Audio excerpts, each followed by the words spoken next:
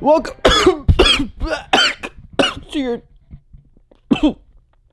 welcome, Joyage. In today's video, we'll be covering Koin Games. This is a cool NFT project that was showed to me by a Discord user in the Alpha Discord for the Ugaverse. Shout out. This is going to be one of those new wave NFT projects similar to BioPills, similar to those gaming NFTs that you've been seeing pop up left and right. And there's a lot of really cool, innovative ideas I've seen from this project. In our last Brutally Honest review, we covered the Cyberkongs. And next, we'll be letting my Twitter decide. Make sure you're following me at Cade Bergman, because I'll be doing that probably around the time this video comes out. I want to say thank you so much. We hit 2,000 followers on Twitter. That's fucking awesome. I appreciate all of you guys supporting the channel, supporting the content, supporting me. I really appreciate you guys. Anyways, if you guys are appreciating the influx of fucking videos we've got on the channel, if you guys are appreciating consistent uploading, smash like on this video, subscribe to the channel if you haven't already. We're getting out videos literally every single day. There's no other content like this on YouTube. My goal, as always, is to instill the knowledge and confidence it takes to navigate this metaverse on your own one day. So let's get into this fucking video, eh?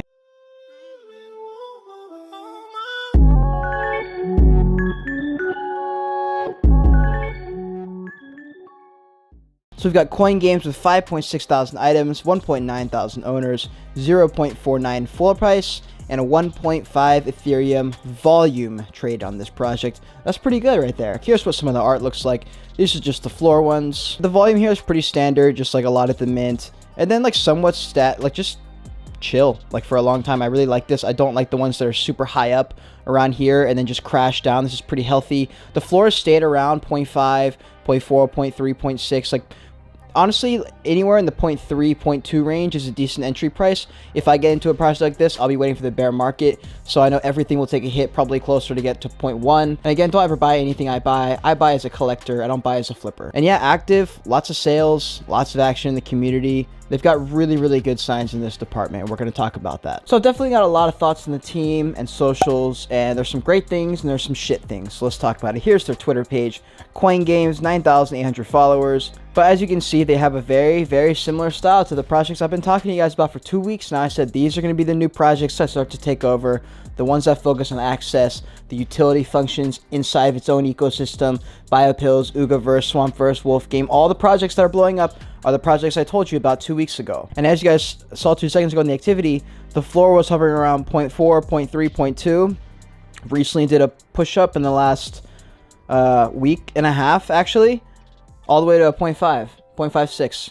Literally right on time with my video. So yeah, I popped in their Twitter just to see what kind of engagement they were getting, to see if they were active, retweeting, sharing, liking, all the things, and they were, and that's good to see, and I like that. They're doing a really excellent job fostering the community with the brand. The art's really cool. It's good stuff so far. So here is the website, Koin Games. It's got him as the face of the project, so that's very interesting. That's actually the first time I've seen this on any project. I've never seen a project where the founder was the main bit here, like the head is usually an NFT, so that's very interesting. I'm not sure what to think about that yet, honestly, because this is still a new project to me, but interesting. So on the first thing you can click on is a video from the founder. He talks, he's very well spoken, he's very good on camera, he's relatable, he's personable, and I want to talk to you about 2 things here. 1, that's awesome, that's really good, and that's going to work for the project long term. Everything's great there. 2, that's actually a scary sign also, because of his massive background in marketing and sales. And what you guys know about marketers and sales from all these amazing influencers in this space is they're very good at buttering something up, talking about it, swooning you, and next thing you know, nothing fucking happens a year later and you go, where the hell did my money go? With any project where the founder is very good on camera, make sure they're actually following through in real life with real results. He talks a lot. I listened to a few podcasts with him. He's very well spoken in a genuine way as well, and I do believe he's a good person and he wants to do these things. He talked about his childhood, how he's always like playing video games. He grew up and he was like hoping to start something from like the ground up as like a community driven thing, and it sounds very genuine and authentic, and that's where this kind of stuff comes really in handy, because people will see that, and if they base their like idea of the project on the fact that this guy's authentic and cool and good and he's going to pull through, that's just really healthy for the project in general, and that instills a really good belief, especially if something goes wrong with the brand. At least they have this guy to fall back on. Okay, and as far as the rest of the website, simple, to the point, artsy. I like it. It's not anything crazy. Good for me. I feel like you can kind of tell when there's a website from an NFT project that looks just like they paid $50 for somebody on Fiverr to do it, and you can tell the difference, or at least I can, because I took website design classes in college, when you actually like spend a little bit of money and get someone who knows what they're doing. And it's not just from a design standpoint, like a marketing standpoint. Where do you put the right things where? Where is this gonna, like, we need this to be clicked on the most, so where do we put this so that the person automatically, naturally clicks there without feeling forced? A lot of things you gotta think about when you're doing NFT projects, man. It's a full fucking business. So we're gonna get to the team and the socials at the end of the video, because as you guys know, not everyone stays till the end, and I wanna make sure I get through the bulk of the actual content in this project before we go straight into the founders. So they started this back in January. They basically started the game, they launched everything, they got a good team around, they launched their avatar project, which minted and was successful. That was the one you guys saw earlier. And then immediately they came out with the Founders Edition hero cards, which actually are pretty fucking cool. They remind me of like those card games you could get, like Magic or something. But remember, this kind of thing only really matters if this project does exceptionally well. If this project does then these are basically fucking useless, right? There's no value here. So if the project takes off in a year or two, whenever everything goes crazy, could be great, could be shit. Same thing here. The first edition hero cards, same shit. This is one thing I haven't seen very much though. They're going to do a governance token seed round. So what seed rounds are, basically you get in a project and you hear about it before it gets listed on Coinbase or anywhere. You get to say, hey, do you want to invest in this at a fraction of the cost that's going to go onto the market? That's what seed round investing is for. It's basically access, insider trading, that kind of thing. But I feel like that's like everywhere in this space. So I don't know, if they have good connections, this could be really, really cool. So one thing in a couple of the podcasts I listened to, I heard him talk about the fact he doesn't want people to be selling. Like, he doesn't care about sales and stuff. He just wants people to hold their projects, and everything he's going to do is going to be centered around getting people to constantly be like, damn, bro, I'm never selling this shit. And I like that, because that's great direction. It doesn't really matter what exactly he does, but the fact that that's the direction he's pushing the project, and that's something he was willing to talk about and is talking about in the majority of his podcasts, that's a great sign moving forward. So some of the things that you get by holding, you get special Discord access, special Discord benefits, you get that founder's key I was talking about that only matters if the project does well, or if you just genuinely personally like the project and you like it.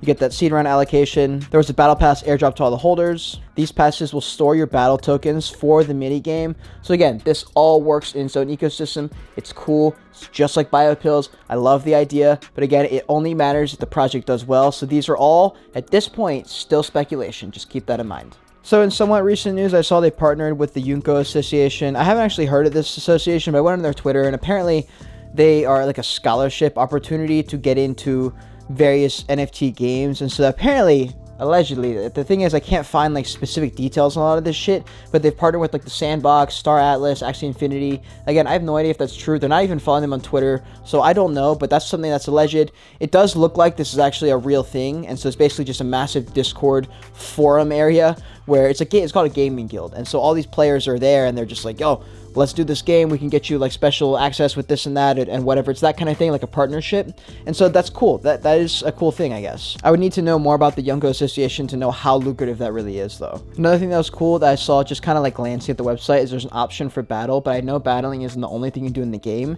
and I'm pretty sure there's an NFT you have to own in order to be able to battle, like some kind of like weapon or something that gives you access to the ability to battle. And that's great, because if you want to play the game, most of you are going to want to battle, so you're going to have to buy that NFT, and I like that it generates demand kind of just out of nowhere. I'm getting like a mix of Fortnite and then Minecraft for some reason. Also, it looks like the amount of cards you have, you can build and carve them in a way that helps you play the game more and more, and so that's cool because there's not that many cards available, so this becomes a really cool game that these are going to be absolutely priceless. They're going to have a battle token that's an in-game currency. That's going to be able to, like, you have to be able to use that in the game. It's basically like Pokemon. Your Pokemon cash that you have in the game, you need some of that to actually do most of the things in the game. Same style. So if the project takes off, that'll also take off. There's also options to like adjust things in the game, breed, upgrade. You can own your own meta heroes. You can rent out your people. So there's a lot of different everything. Like, it has things from like Galactic Apes. It has things from Wolf Game. It has things from Biopills. It's like a combination of everything. So far, really, really interesting project. Okay, so I feel like I've highlighted a lot of the things about this project already. Let's talk about some of the things that does need to be worked on. So I did talk about earlier with their Twitter account being pretty good as far as branding and all that, but we need to talk about the actual people on the team for a second. So here's the founder and creator. This is Timothy Juice, that guy from earlier, that video. So he has an extensive background in pretty much everything to do with marketing and sales, and so that's awesome to have on the team. I'm not sure how I feel with him being like the CEO and founder and him just being a mass marketer. If he's able to keep his head screwed on tight, not get greedy, remain true to his beliefs, if he's really truly a good person who just loves video games, it's going to be a fucking masterclass because he's a mass marketer. But if he starts to get greedy and become a piece of shit, you know, on Twitter, he's pretty much, I'm just going to say it right now, everyone on the team sucks at Twitter. They all suck at their own brand. They're not doing literally anything. I mean, look at this. We're three or four tweets down and we're in September. You know, that's not good enough. I'm not singling him or this project out because most projects aren't doing this, but most projects need to be doing this. And so this is a CTA or a PTA or PSA. This is a PSA for everybody on the team at Koin Games. Do better on your fucking Twitter.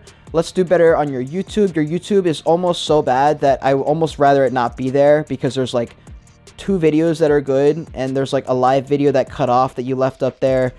It was started a few months ago like it was going to be really cool, and then it just kind of cut off for a couple months. I think if you're going to do something like this, just fucking hire someone, pay some kid to run your YouTube channel. I think it's so important. I'm not ripping into the project, into these people at all. I just know that this is where people are missing out on, and if a project wants to center around community, then personal branding is a must. Here's their Instagram account. It's cool. I like it. I mean, these pictures are cool for Instagram. But I do like that they have little quotes here according to each character, and that part is pretty fun. Popped in their Discord. Everything was pretty organized. They got the roadmap, they got the links, they got an FAQ. One thing I will say that is absolutely fucking necessary, you guys need to have an AMA roundup, like a 1-page Word document of what happened at the AMA, what was answered, what wasn't answered, that kind of thing, because there's like 3 or 4 random podcasts and like long form content pieces you guys have online, some AMAs you recorded, but like no one's going to go back and watch all those hour long, and it's just not going to happen. So it's a great idea to put them in one Word document, get it so that everyone who just wants to like get a quick rundown of the project has everything there. One thing that they're doing amazing with is fostering the community in a way where they're asking them for real input and advice for their game, and real input and advice from art, and actually accepting art, fan art to be really like used in the game, which is so fucking cool. And I love that, and I love that they're involving the community like that. It looked like, from what I saw, most of the people on the team were pretty qualified there. Most of them were on LinkedIn. Some of them had a lot of experience in the crypto blockchain world, so I like to see that from the team. And yeah, so as long as everyone pulls through with their piece of the project, I think this project has only up to go. It looks like it's in that top 20% of category of gaming NFTs, but it's not a perfect project. And so I would love to extend this opportunity now for you, Timothy, sir, if you want to come on to do a podcast. I already interviewed the Doodles co-founder and Bungee's CEO, and those podcasts were super cool. I'm a professional chatter, that's what I do. So if you want to come on to the podcast and we can chit chat, I'm down. Let's do it. Let's set it up. If you guys want to see that, tweet this video at him. Tell him let's get on a podcast together. Anyways, if you made it to the end of this review, congratulations, because you're gonna fucking make it, because no one's making videos like this, and there's even less people watching videos like this. The fact that you're watching a strategy and review video and not some 1000x promotional video means your head is in the right fucking place. Make sure you follow me on Twitter and my Discord so you guys can vote on future videos. The links for those are in the description below. Code word is going to be community. And as always, if you learned something, if you enjoyed your time here, smash a like in this video. Let's start getting the average to 100 likes. That'd be so fucking awesome. Subscribe to the channel if you haven't already. Post notifications on. And until next time, continue on your Joyage, continue to learn, and be grateful you're alive watching this video.